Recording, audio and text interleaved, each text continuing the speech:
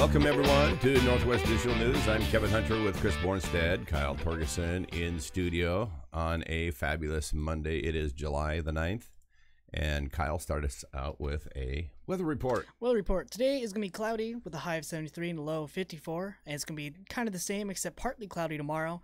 That's when we get into the very high weather. So basically it's going to be in the mid 86 all the way up to 91 on Thursday. It's going to be up there for the rest of the week. So how do you get to like mid 86? Is that like 86.5 or 86.4 or like 85.9? Yeah. Yeah, okay. 789. Yeah, 789. All right. It's going to be in the 80s and 90s here, the balance of the week. So, Chris, what does that say to you? Pool time. Pool time. And yard work, sadly. Right. They go together. A lot of all kinds of good stuff. Yep. So, hey, a few little fun details before we get into some of our show topics. We're going to talk about Trump's Supreme Court picks that are coming up. The four that the 25 have been narrowed down to, and that announcement is going to be made tonight, 6 p.m. Our time. Our time. Yep. I'm very upset. I woke up. I was watching the news last night. It was like, he's going to tell us tomorrow who he's going to pick. And I'm like, yeah, I'm going to wake up in the morning and we're going to watch this, right? And then we'll come talk about it on the show. Yeah. Oh, no. Yeah, Trump is going to make us wait until about 6 o'clock tonight. Yes, he will. He's not going to tip his hat. But we have a few insiders that have shared with a little bit of information coming out of D.C., and so we'll share some thoughts on that. We're also going to have a little conversation about SWAC. There's a SWAC meeting that will be tomorrow evening. And what does SWAC stand for? Solid Waste Advisory Committee. There you go. There you go. That's it. Just what I always wanted to learn about. Exactly. I know more about landfills now than I thought I would in my entire life. Your life. Yes, exactly. Jeez. We'll give a little recap as well on the Bill of Rights rally that was on Saturday. There were some interesting things that transpired over there. There wasn't a big presence. It was down to one and maybe two Antifa that showed up there. A whole Antifa. Whole Antifa. One whole Antifa. One that showed up. One whole. Brave man he was. Yeah, I had a little conversation with him, so we'll share with that. So, but then some local kind of exciting things that happened for everybody who knows, and we've been talking about it for some time. Northwest Digital News sponsored a new ship for the local pirates, our pirates, and our pirates and the NDN ship were in the parade on the 4th, the Go Forth, and it won Best Costume Award for that for the parade. And then across the river on Saturday was the Rainier Days in the Park, and a parade on Saturday morning there as well. And our pirates and the NDN ship won Best of Show over in Rainier. So how cool is that? Look at that trophy. And there is the trophy. Wow. Yes. You know what I'm really excited about, and this is going to be so fun, is that the Our Pirates and a few other people do food drives a couple of times a year. And so now the Our Pirates will be able to do the fill the boat, feed the ship, feed the folks. Yeah. And that'll be a cool thing that they can do. Instead of putting all the food in the tent, they can now put it in the pirate ship. Come fill up the ship with food. And they can just drive it around.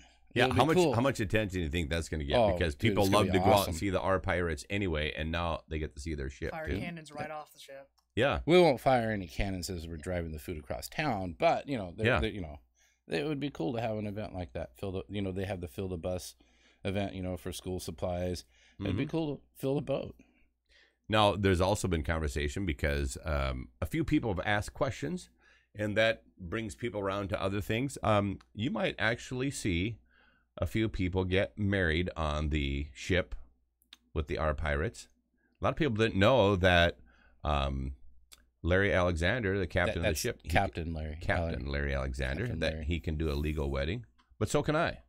Wow, I can too. I am a preacher in the Church of Dude. Yeah, in the preacher. Dudism, yes. I actually signed up, so I can now marry people under the Dudism thing. The Dudism. I haven't done it yet. Okay. My friend Jack Hartley is actually can also marry people, but for the Church of Pastafarianism. Pastafarianism. The flying spaghetti monster. That sounds really good. Ramen. Okay. Well, here is, gentlemen, my credentials of ministry, and I am legal to marry anybody in any state in the United States. Wow. So there you go. Not that I would marry them. I'm already married. But, Right. you know, one of those kind of things. I love to clear that up for people who might be confused. All right. Hey, Kyle, you wanted to share something about Patreon with people. Do that quick. Ooh, okay. Do it quick? Yeah. How quick? Okay. So, a lot of people don't know, but we have a Patreon example behind us. That quick? So basically, Patreon, it's a really cool place where people like us or creators, some people do art and do artwork online and they can sell it, or it's where people can support. It's like GoFundMe, except it's for content creators. Example, us. And actually, we just got now 92 patrons, and we have $95 per creation. So what that means, every time we do a show, we get a $95, yeah. 95. That's how Patreon works. So, for those of you who have followed our show a lot and you wonder, how can I be a contributor? How can I be a part of it? Very easy. Just go to Patreon. It's patreon.com/Northwest Digital News, and you'll find our site. And then just click on the button that you see above Kyle's head that says "Become a Patreon" or "Become a Patron," rather. Yeah. Let me just. You should. Yeah. Here, I'll show you how to do it. So, click on the Become a Patron. Pretty forward. There you and go. it takes you to this custom pledge. Your pledge, it can even be as simple as $1. Yeah, you can put $1 in there. Put a buck in there. And for most people, that will be about $12 a month because we do a dozen shows a month on average. Yeah. So it's that simple. I will also send the link into the comments. So check us out. Okay. Well, thanks for that, Kyle. All right, let's move on to our major show subjects for today. And as we shared early on, there's going to be an announcement tonight with regard to what's going on with President Trump's Supreme Court picks. And just like when the Gorsuch nomination happened, there was all this mystery around. He held that name right till the very last minute, didn't leak it out, didn't tell anybody. People had some clues and all that kind of good stuff, but, you know. What's really scary is I woke up this morning and my wife said something that somebody else said to me. And I was like, there's no way you two people think alike. And then what it was is somebody said that, President Trump is parading all these people that he's going to pick. And they said, watch him pick somebody that wasn't even on the list just to throw everybody off. And the other person who said that was Kevin Hunter. So you and my wife said the same things about the pick. That he'll probably pick somebody we aren't even looking at. Yeah. Trump is a little bit of a rebel in that regard, isn't he? Also, hello to Cam on Twitch. He says hello. Hello. Yeah, or she. It's really cool. It's really cool when our followers on Twitch TV as well comment. So thanks for joining us here on our Northwest Digital Twitch News just shows. isn't for video games. Yeah, absolutely. They have a lot of talk shows. Well, let's pop the photograph up here of Trump's the finalists that this has been narrowed down to. Now, as soon as Kyle gets this on the screen, you'll see left to right is Brett Kavanaugh. There's Amy Coney Barrett, Raymond Kethledge, and Thomas Hardiman. These are the apparent finalists. Now, you were just mentioning that potentially... I'm just stoked about this. Number one, people have been asking what our predictions are, or people have been trying to predict who they're pick. And I believe that he's going to pick Amy Barrett. Is that her last name? Amy Coney Barrett, yes. And, so I was doing a little reading on some of these candidates. So share why you think he'd pick her. Number one, I think that he will pick her because she's a female. And number two, of how young she is. Okay.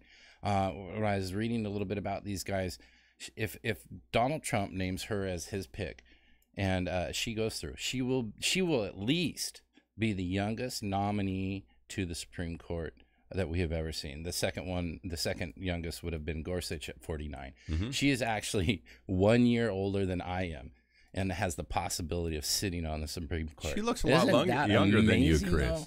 Isn't that amazing, though? I mean, 46 years old, and she's being looked at for the Supreme Court. That is impressive. Yeah. Very, very impressive. So that's who I think he will pick. But, I've been wrong before. It happens every once in a while. Well, here's a few clues in this is just some of the information that I've received, is that if you look at who each of these Supreme Court potential nominees, take a look at who they've clerked for as well. So beyond just the legal backgrounds that each of them have, where they're serving now, all of them are justices on very high-level courts in various areas of the country. But one of these justice candidates was a clerk for Antonin Scalia. Ooh. Who was that? Scalia, a very well-known conservative judge. Who was the clerk for Scalia out of these four? I'm going to guess the very first photo. I don't know his name. I don't Amy know. Coney Barrett was the clerk for Scalia. So that would be kind of like, There's an indicator there in terms of, and a couple of the other justices were clerked for Kennedy, who is actually the one who just retired. So if you look at not just where they're sitting now currently, look at some of the rulings they've made. So there's a couple different reasons why in my opinion, I think you're right, Chris. I think the person on this list, which there could always be the wild card, right? Always can be the wild card. We're going to take him at his face value because originally they started with 25. Then a couple of days ago, they said they may have to extend past that 25 and start looking at a few more other people. That didn't sound like that happened. Then he narrowed it down to 4. He actually kept narrowing it down, and now we're down to the final 4, and this is it. Well, when you think about how contentious Supreme Court picks become and that whole process, Amy Coney Barrett is actually the one of these 4 that has the least amount for somebody to go back and try to disparage her for. That's correct. So she's the youngest person on there. She comes to the game with the least amount of baggage. Yep. And with the background that somebody like Trump is actually looking for, and then you mentioned being a female, well, that helps her cause as well. And so I think all of those factors combined, being young, another great thing is that she could be around for generations to come. And I think subsequently, Amy Coney Barrett, that's the one that I would say is the likely nominee of these 4. Now, as we know with Trump and everything that he's done from the very beginning, he loves these. He loves to throw curveballs. Yeah, he loves to throw curveballs in there. He loves to get the media to just chase. When you think a fastball down the middle is coming. Yeah. he likes to get the media to chase things over here while he's actually getting his work done over here. So he's mastered that. But people like Trump do also have patterns, and there's things about their in their character and in their decision making process that you can look at and make some conclusions from. And folks that are close to him that I know back east are saying that likely Amy Coney Barrett. I just hope, and for the reasons that I shared. Yeah, I just hope my fellow citizens are taking a few minutes today to learn about these candidates instead of listening to social media or listening to the progressive liberals out there saying that they will go against any candidate that he picks, whether they're qualified or not, whether they're a shining superstar that has no problems whatsoever. They will still fight whoever he picks. So I imagine the Me Too movement is already in place and ready to go with some accusations. I imagine all of the Antifa groups will be, getting ready. They're going to try to stop this any way they can. But the problem is, I don't think they can. And so, like it or not, Donald Trump will get a second pick on the Supreme Court. And I'm going to make a prediction that he will have a third one by the time he's done being president. I think you're right. I think there'll be 3. They can't keep propping Ginsburg up. I mean, she health-wise, I think that she's pretty close to where she probably needs to retire. She probably would have retired this year if President Trump wasn't president. The pressure on her is probably really, really strong. Okay, so check this out. Barrett, 46, former law clerk to Justice Antonin Scalia, and was appointed by Trump last year to serve on the 7th U.S. Circuit Court of Appeals in Chicago. Barrett, if selected and confirmed, would be the youngest justice on the High Court. He is already one of Trump's picks. I mean, just really excited, that number one, it's a lady. And number 2, it's a very young lady who will be with us for a very long time. So I'm excited. I know that there's some people out there that are terrified and feared today. Don't be. I mean, let's see what happens. Yeah. Kyle, you have any thoughts on the Supreme Court justice picks? This is going way over my head. he's holding his hat on pretty tightly over there. Okay, cool. Well, so I do want to say that the one thing that I have noticed and that replays in my mind the most is the clip of President Trump saying that his pick will be somebody who interprets the Constitution as it is written. Thank you, Mr. President. Thank you. That is what we need. That's what you can expect, and that is what this country needs. All right, with that, let's move on to our second subject on the show, and this is SWAC. And you said, once again... Solid Waste Advisory Committee. Yes. SWAC. Solid Waste Advisory Committee. Listen, so there's a meeting tomorrow evening. If you get all these acronyms down, you are ready for government.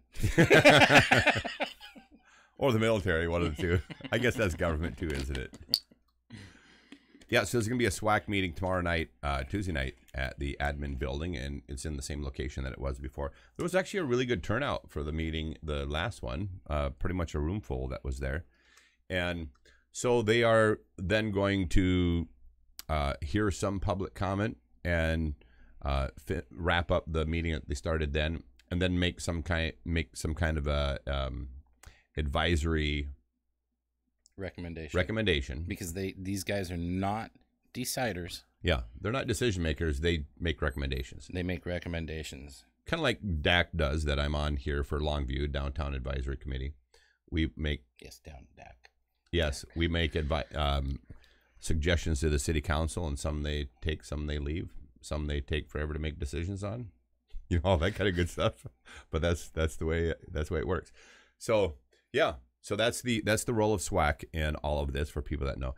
There's a few concerns that I have about SWAC, and I went to the SWAC meeting that they had several Thursdays ago now, and that was the one which, Kyle, you were there for the tail end of that, when Eddie Westmoreland from Waste Connections got up and kind of blew up the tail end of that meeting, and we've heard subsequent collusion charges or claims, you know, in the paper since then, that they're attempting to claim that there's collusion. But kind of the really funny thing, as we've already shared with people here on this show, is that there have been some pretty significant conflicts of interest that have gone on with regard to Waste Connections and their involvement with this landfill consideration, and it goes back years. So it's not a new situation whatsoever. So I kind of chuckled. I got a good laugh when I saw this.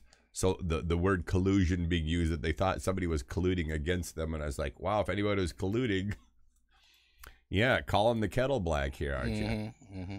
So, yeah. Well, I found, I ask the commissioners questions all the time, and I get, now, finally, I signed up a couple of years ago for the county to email to me all the agendas and all the meetings and stuff that happened. And those emails started coming a couple of weeks ago.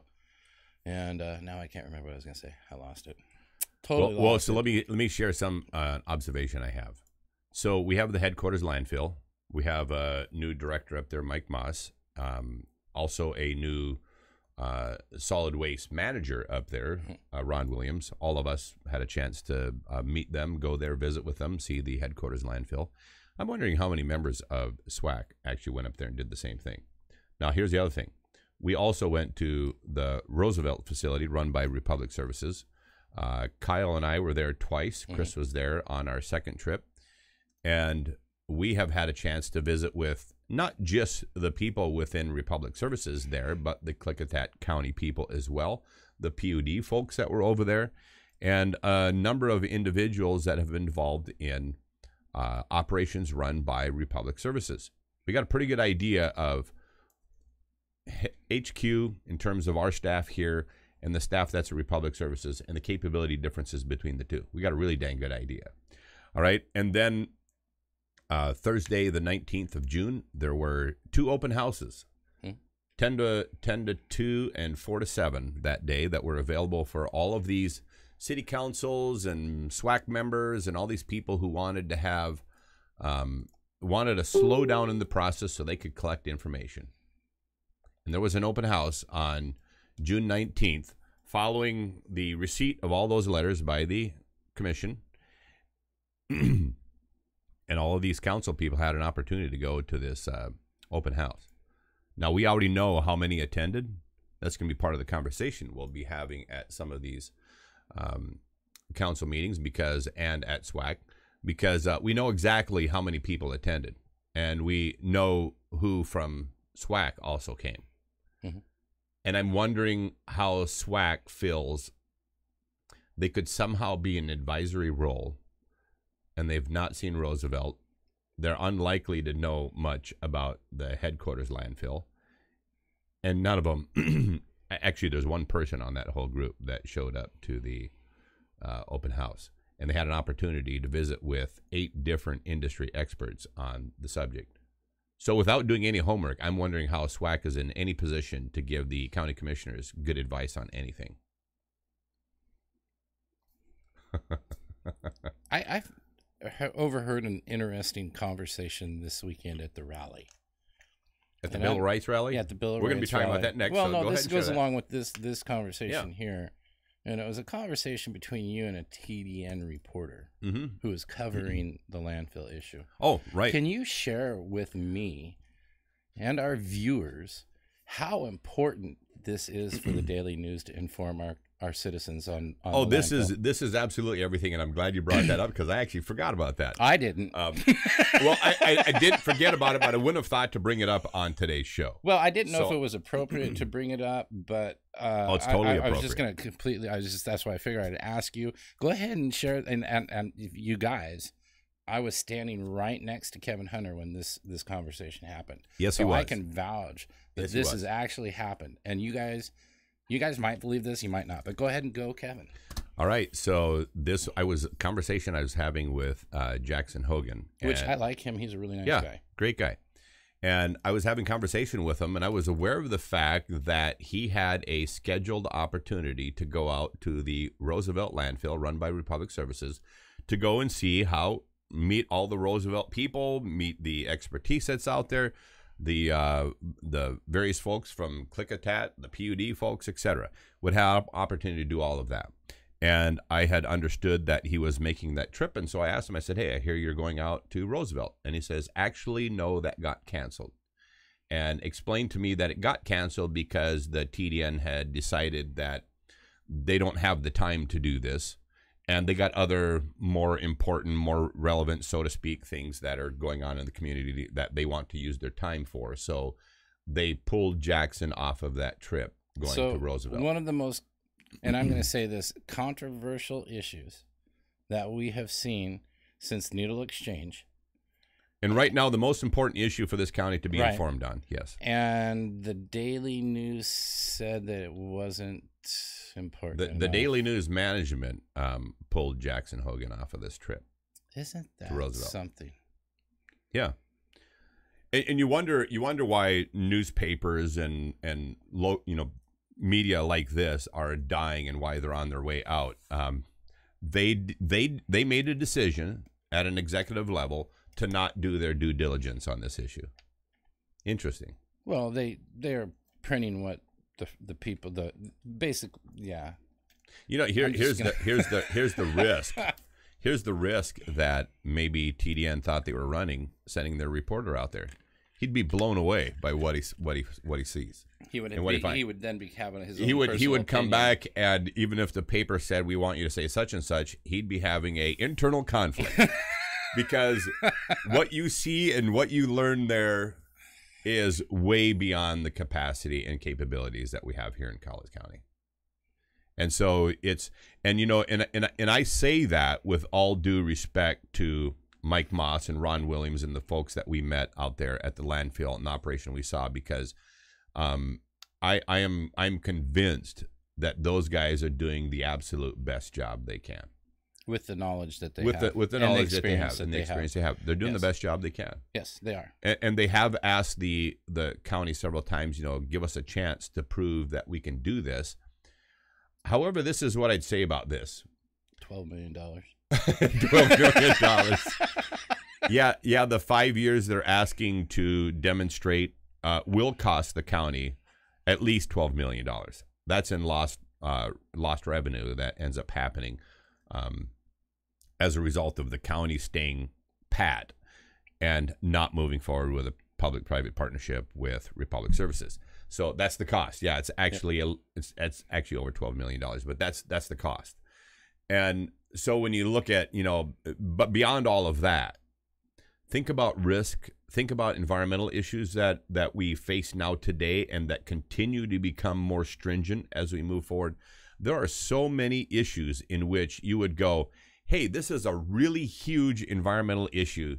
Should we defer to the experts or should we just give it a go ourselves? And then you have to take into consideration the disastrous track record this county's had on anything to do with landfills. It would be a really great opportunity to put this in the hands of somebody who actually knows what they're doing and has the background and expertise that goes back decades. It's kind of an interesting thing because, when I was chatting with Ron, and I really like the guy. You can tell he has a great deal of interest in not only doing a job really well, but nobody could ask more of him in terms of what he's doing out there on the landfill. However, there was something that he said to me that was really interesting. Kyle and I were riding in the vehicle with Ron when we were doing our tour, and he had been to the open house that Republic Services had. An example, by the way, that all the city council people in this area could have followed. But Ron Williams went to the open house. There were 8 different people with various areas of expertise from Republic Services there. He got a chance to chat with them, and he was sharing with Kyle and I that, as he was chatting with these, he's like, hey, I do that, and hey, I do that, and hey, I do that. And you're right, he wears a lot of hats here at the headquarters landfill. The problem is let's just take one individual, Jim Hutchinson, runs 5 different states, 164 waste contracts. That's one of the 8 guys. All right. And then there's Mr. Art Maines there in that group, who's the artificial intelligence wearing skin guy it's amazing what that man knows. And that's another guy. And then we still haven't talked about the other 6. My point with all of that is as you guys know, and many people know, I'm a longtime YouTube creator and been doing things online for a long, long time. There's not really much about that business and how to compete in that business and creating monetized viral content on the web that I don't know.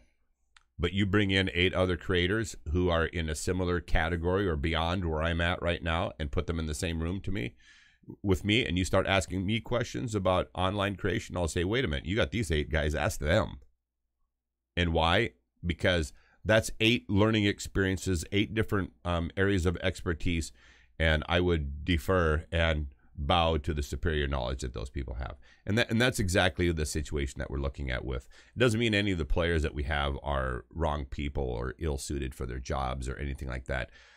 They're just simply outgunned, out-expertised, on all the levels. Our headquarters landfill can't compete with an organization like Republic Services. And what I'd like to really see happen out of this is that whether it's SWAC, whether it's all these individuals that are pushing this agenda that really makes no sense, which is an anti-public-private partnership. What I really recommend is that all of these people just put the facts on the table and let's start having honest conversation around this, because there is absolutely no reason whatsoever to beat up our headquarters people whatsoever in this process of demonstrating that there's somebody better who can do this. I think we just need to recognize that the preponderance of the facts makes sense to do this with Republic Services, and no need to beat up our HQ. Yeah, I was gonna wait till I heard all the public comment on this, but I was sitting in the commissioners meeting last week, and these people come in and they hammer on the coal, and then they started going after the landfill too, and so. I got up and I said that, I'm a supporter of coal and that I supported Dennis Weber's trip to Washington, D.C. to ask for a resolution of the Millennium Coal Terminal. And then I also stated that I support a regional landfill. After looking at this deal and after visiting both places, after talking to people at both facilities, it's overwhelming where we need to make our decision on this. And so, I'm supportive of this deal with Republic. And I think I said this in one of our previous shows, I don't want to see our citizens make the wrong mistake on a landfill again. Mm-hmm. And so, I support this deal with Republic. I don't think that there's anything better out there for us to do. And after visiting, like I said, with everybody, it sounds like the guys that work at our landfill will gladly accept the role of Republic taking over because they know that they're going to keep their jobs. And guess what? They're going to learn. They're going to learn how to do this job better. They're going to learn how to make more money for the citizens. And then they, of course, are also going to make more money because of a new employer. So, I mean, it's just this complete win for our county. And I don't want to see fear and people angry because they didn't get the deal that they wanted because they got unelected. Kill this good deal for the rest of our community. And they just need to step away and let it go. You know, the Waste Connection guys, you guys tried to work a backroom deal with Mike Karnowski and all these other guys. Didn't work. You guys went into the bid process. You lost. Let it go. Yeah. Let it go. Quit muddying this out, because what happens next by your guys' actions is our guys, our workers, are going to be drugged through the mud with factual information. And it's not going to be pretty. And it's going to be your guys' fault because you guys didn't get a deal that you made, what 5-6 years ago? Yeah. They're working on it. They're working on it actually before the 2014 sale of the landfill to the county happened. Yeah. Yeah. Those conversations were already going on then. Again, the collusion and the backroom deals were done before the current commissioners were in office. And they have to deal with this, and they'll take the heat for it, and they'll take the blame for it when they are doing what is best for our citizens. Well, I'll tell you what, you fast forward the clock down the road 10 years, 20 years, 30 years, and there's going to be all kinds of people saying this was the best decision this group of commissioners ever made. I honestly believe that. It absolutely will be. You know what? And my message to the commissioners, this is worth being unelected over. You can make a huge difference in our county, money-wise, budget-wise.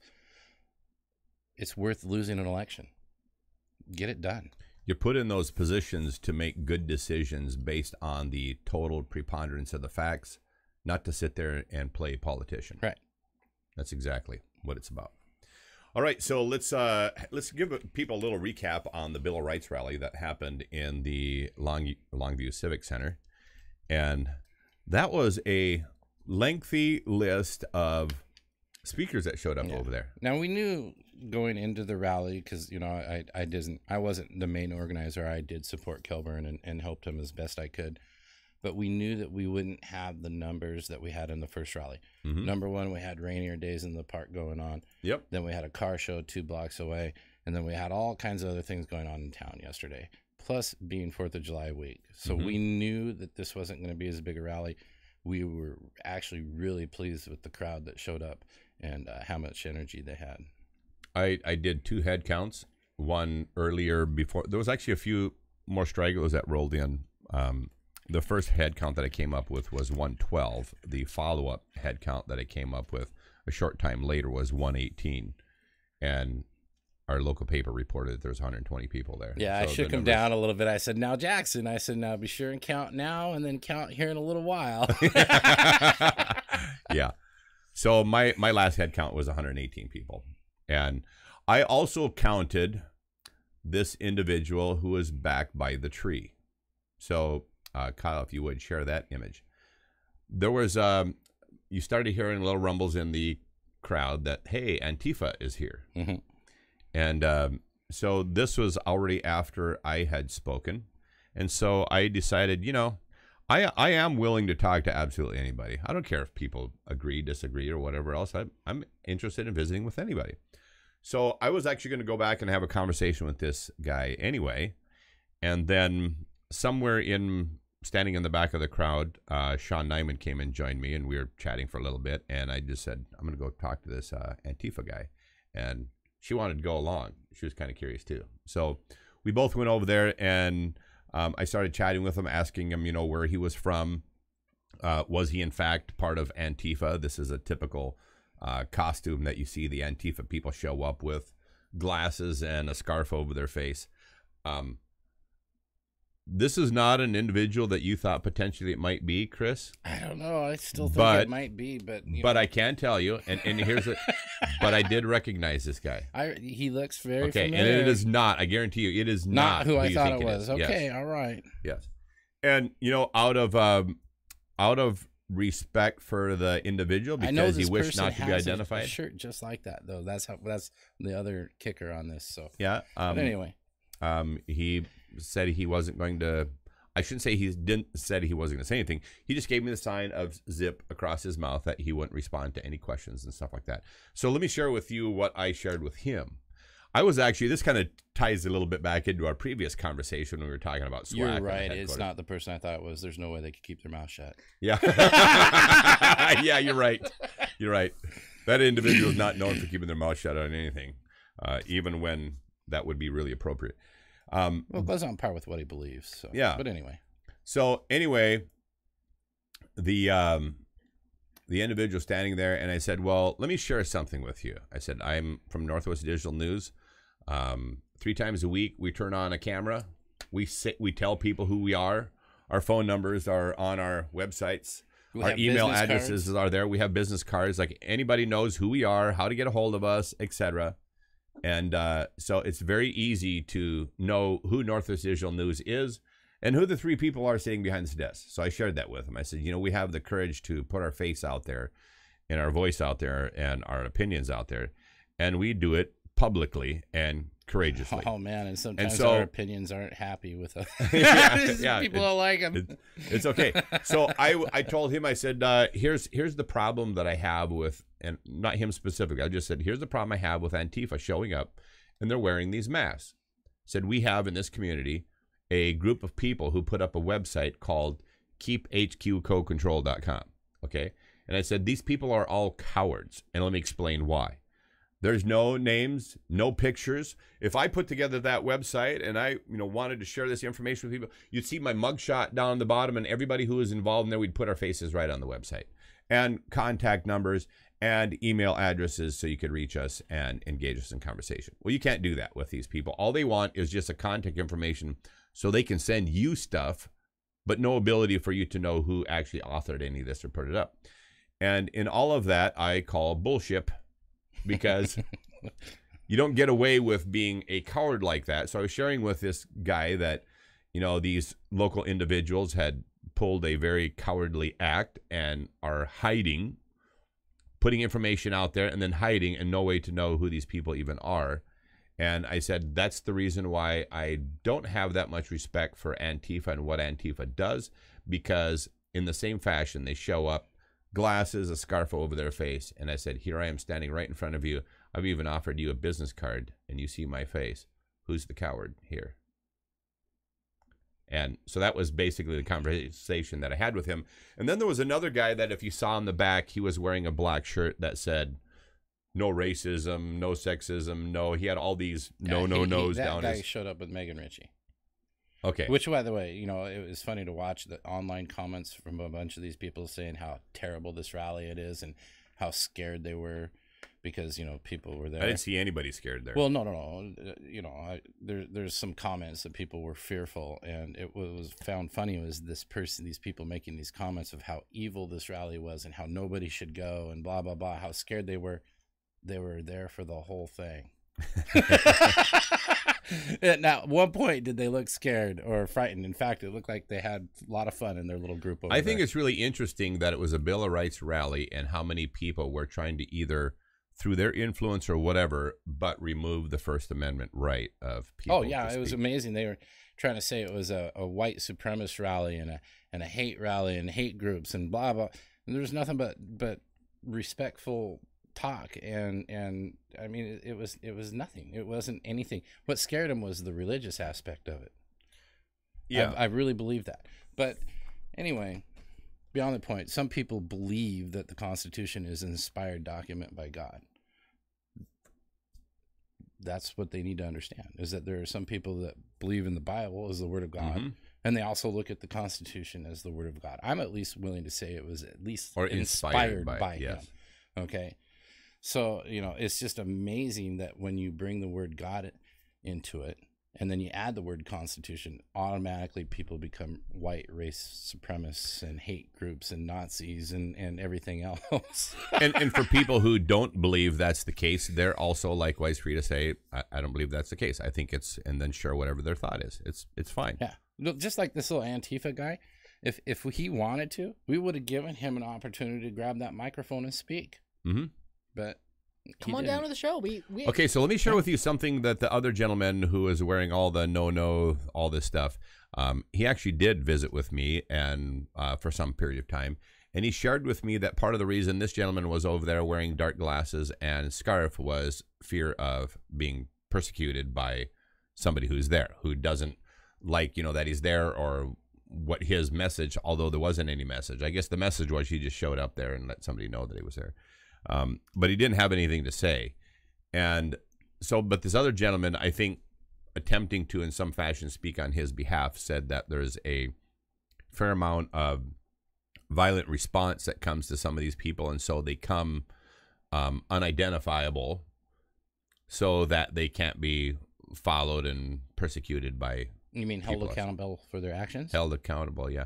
Well, here's the interesting part. Now, I was back there, and a gentleman walked up that I now forget his name, but walked up, and he actually goes to a lot of the rallies that Joey Gibson speaks at.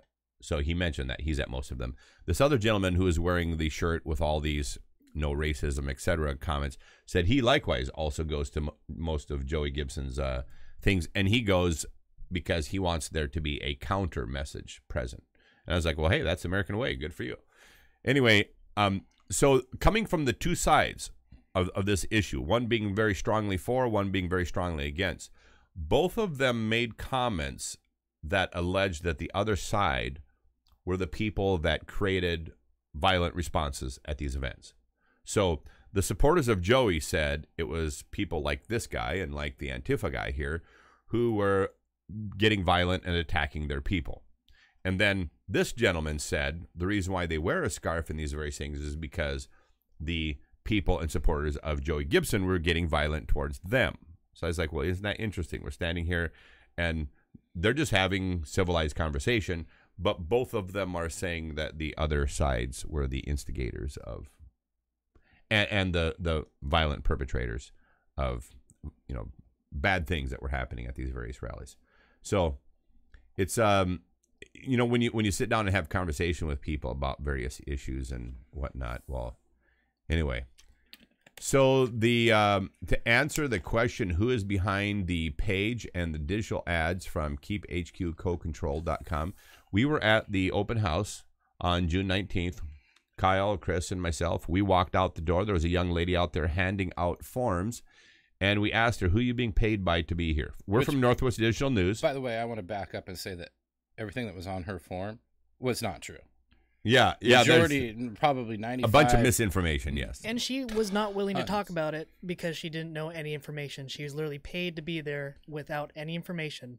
None at all. No. And that's what she told you guys when you came in. I didn't see her on the way in because I came on the other door, but Kyle and Chris let me know she was out there. So we made it our point to go out that direction.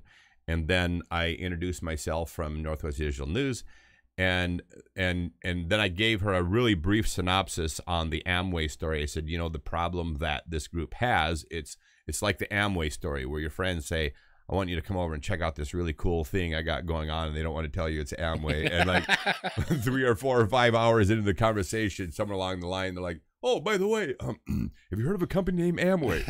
And I was like, so I told her, I said, these people are being cowardly doing what they're doing and not putting their names and contact information. And she volunteered that she was being paid by NORPAC, by Nippon Dynaway, by Kelso Council, and by Longview City Council. I still can't figure out why Kelso Council they have a contract with Waste Control. Now, what I wasn't clear on is if it was the council itself or members of the council that were paying her. But she made it clear that payment, she was being paid by Kelso Council or council members, Longview Council or council members, Nippon Dynaway, and NORPAC.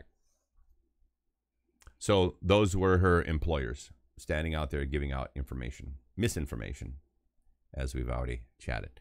So the Bill of Rights, I want to clear up something because in the paper, Jackson Hogan had related a story that I shared with regard to what happened in a Brainerd battalion when some people came out and they were protesting the war on Afghanistan, and they had these signs out there and they said, "Soldier, go home."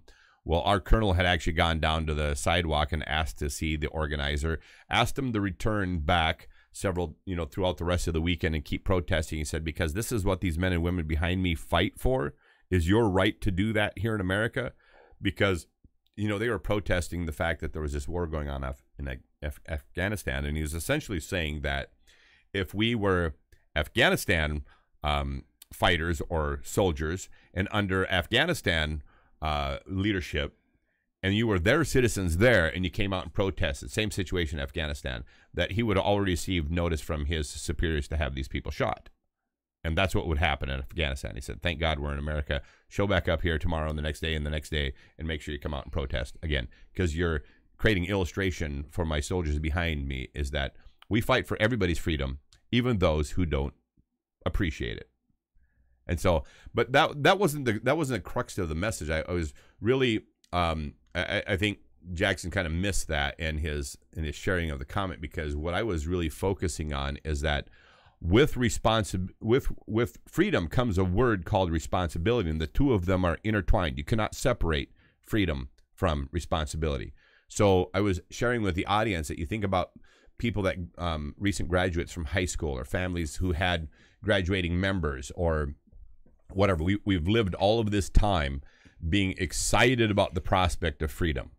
We don't have to live under our parents' rules or, do what they say we got to do, or be in bed when they say we got to be in bed. And we don't have to go to school and listen to teachers or whatever. Everything we're doing from here on out, it's up to us. That's freedom, right? Mm-hmm.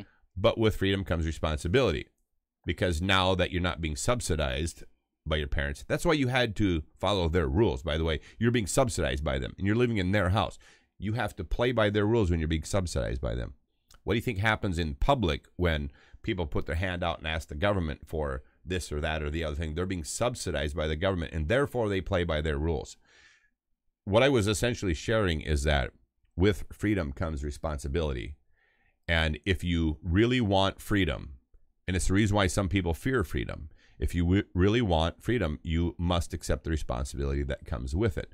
And the responsibility for how you act, how you behave towards other people, the things that you say towards other people, all of that is included in that responsibility. And I shared the story about, you guys remember Michael Rotundo, who was in the news. He's a 30-year-old guy who had to be forcefully kicked out of his house by his parents in court. Yep.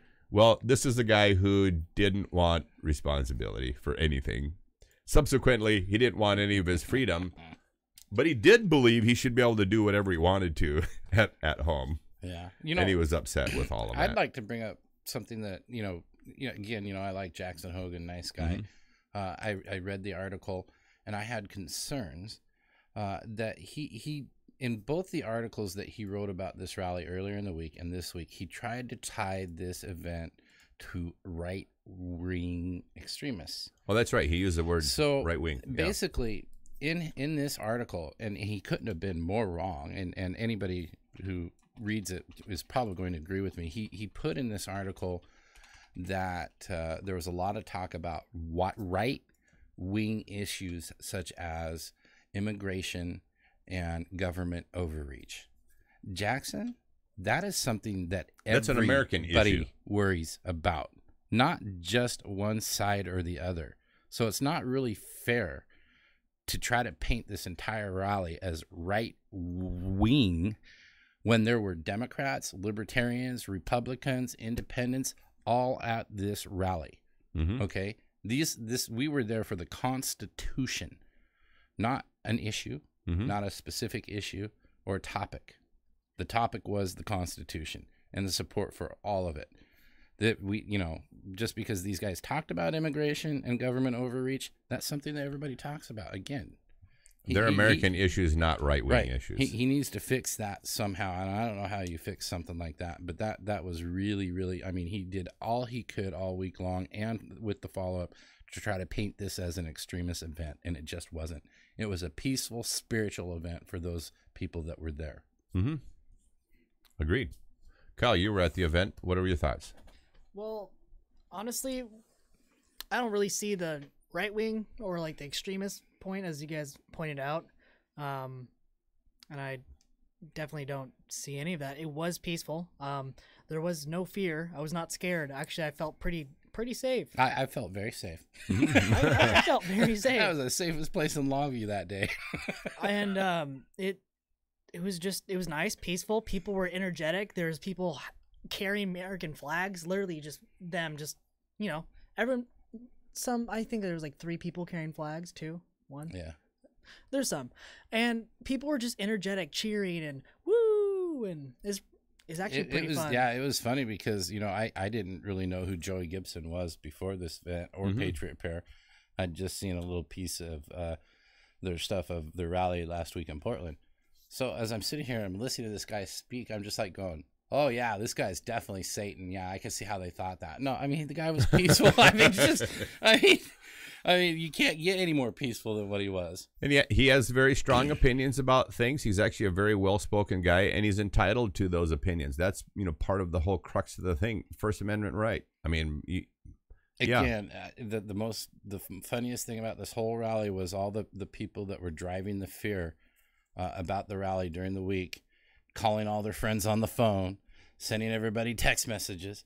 They were all at the rally. The whole thing. From beginning to end, and they were not in fear or threatened or engaged in negative ways at all. The people right next to me, they were actually out of town, not shift here, but they're actually visiting family. I think they're from Idaho. They drove here, and they actually came to the rally. And they're like, it was like 30 minutes till the rally started, and they're like, there should be more people here. But I just think that's so cool that they just kind of stopped on by and are like, wow. That's how rallies work. Everybody's always looking for these big, giant numbers. How many people did you get there? It doesn't really matter how many people you got there. We had a steady influx of people coming and going, and that's what happens at rallies. People come and go. They walk away when they don't particularly care for a certain speaker, but they always come back. Anyway, it's a good event. I'm glad everybody was there. Check the link that I just sent you there, Kyle, so you can put this up on the page and we can share people the exact comment that Jackson Hogan made in the paper, which refers exactly Can I answer a question to a viewer while Go we're ahead. doing this?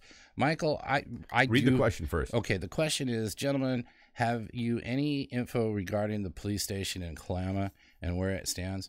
I do. I've been following that fight from the very beginning, but I would rather much get somebody from Kalama, from the Citizens of Kalama page, to actually come on the show and talk to us about this issue beginning to end. And there's a couple people on that page. I don't know if they're watching this live stream, but if you are watching and you are willing to come on here to talk to us about that issue in Kalama, because I believe it's an important one, and it's one that should be made statewide, let me know whether you would come on the show and talk to us and where it stands at. I know that it sounds like the citizens did not win this battle, and it also sounds like Kalama will probably get a new city council. So I hope that helps, Michael. I don't want to give information. I would much rather have it come from the people down in Kalama, because they've had some really good people fighting this issue from beginning to end. All right, so we have the article up. It's the third paragraph in this article, Kyle. So if you would scroll up just a little bit here so we can read that. Right here. So this was the Jackson Hogan was writing in the TDN with regard to comments made by Jim Walsh.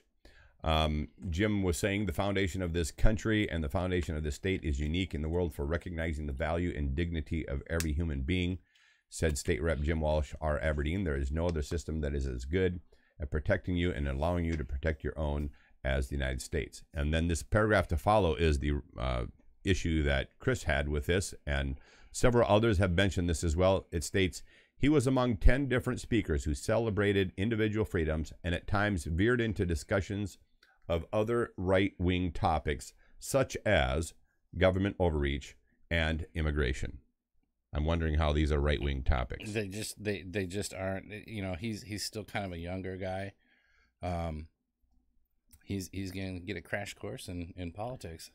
That's not journalism, Jackson. So make sure you understand that these are American issues and keep them as such. Oh no. Hang on to what?